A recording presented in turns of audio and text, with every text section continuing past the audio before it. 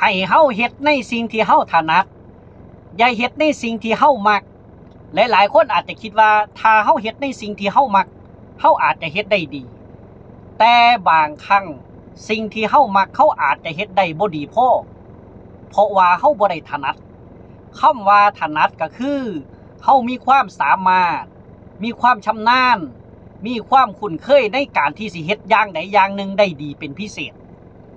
เฮาสิสามารถเฮ็ดได้คล่องได้ง่ายใช้เวลาน้อยประหยัดแรงแต่ว่าได้ผลดีถ้าเปรียบเทียบกับหลายๆอย่างถ้าจะให้ยกตัวอย่างสำหรับคนที่จะซื้อรถบรรทุกเบื้องหลังของเขาคนที่จะซื้อรถบรรทุกได้ก็คือต้องมีความรู้มีประสบการณ์ในจุดตรงนั้นก็คือเคยเป็นคนขับรถมาก่อนหรือว่าอาจจะทำอาชีพทำหน้าที่เกี่ยวกับรถบรรทุกยกตัวอย่างคือถ้าเขาจะขับ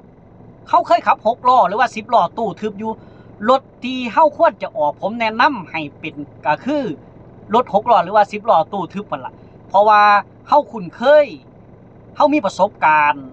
เฮาคุกคีอยู่กับลักษณะงานรูปแบบของงานการติดต่อการประสานงานการหาซัพพลายเออร์หรือว่าการหาบริษัทที่เฮาจะเข้าร่วมน่ะโอกาสที่เฮาจะหาได้มันเป็นไปได้ง่ายกว่าโอกาสจะประสบความสำเร็จมีหลายกว่าตรงกันข้ามถ้าเฮาถนัดรถ6ล้อหรือว่า10ล้อตู้ทึบแต่ว่าเฮาไปเลือกออกรถเทรลเลอร์พื้นเรียบมายกตัวอย่างเนาะออกรถเทรลเลอร์พื้นเรียบมาลักษณะงานรูปแบบของงานลักษณะของรถทุกสิ่งทุกอย่างนี่มันแตกต่างจากสิ่งที่เฮาเคยมีประสบการณ์ก็คือรถ6ล้อหรือว่า10ล้อตู้ทึบหลายขนาดบางงานต้องได้คุ้มผ้าใบงานเหล็กงานแป้งงานน้ำตาลต่างๆนานาผ้าใบแต่ละเทียคุ้มผ้าใบแต่ละเทียเทิงตากแดดเทิงฟ้าวน้ำฝนแข่งกับฝนแข่งกับเวลาเมียกับเมียฮ้อนกับฮ้อน